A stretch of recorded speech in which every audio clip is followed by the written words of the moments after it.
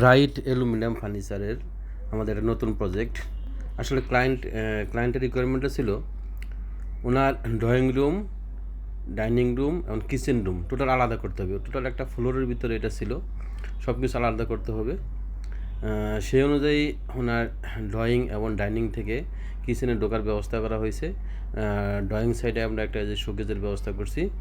এই শোকেজটা হলো আমাদের metallic colour aluminium profile, bronze কালারের বোর্ড, মাঝখানে ভলভি গ্লাস দেওয়া আছে। এটা হলো ডাইনিং রুম। ডাইনিং রুম থেকে একটা দরজা সিস্টেম করে দিচ্ছি আমরা, এখান থেকে আমরা এই কিচেনের ভিতরে আমরা একটা যাওয়ার ব্যবস্থা করে দিচ্ছি। ড্রয়িং রুম থেকেও কিচেনে যাওয়া যায়, ওই সাইডটা হলো ড্রয়িং রুম থেকে।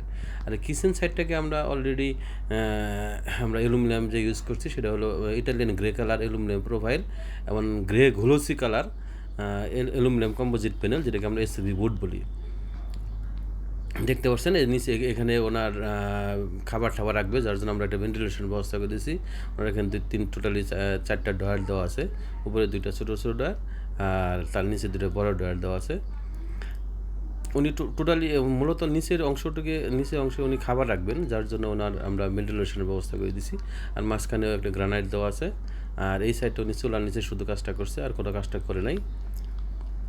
এই হলো আমাদের ক্লায়েন্টের রিকোয়ারমেন্টের উপরে আমরা লাইটিংয়ের ব্যবস্থা করে দিছি। এই সাইডটা টোটালি লাইটিংয়ের ব্যবস্থা করা আছে। আসলে আমাদের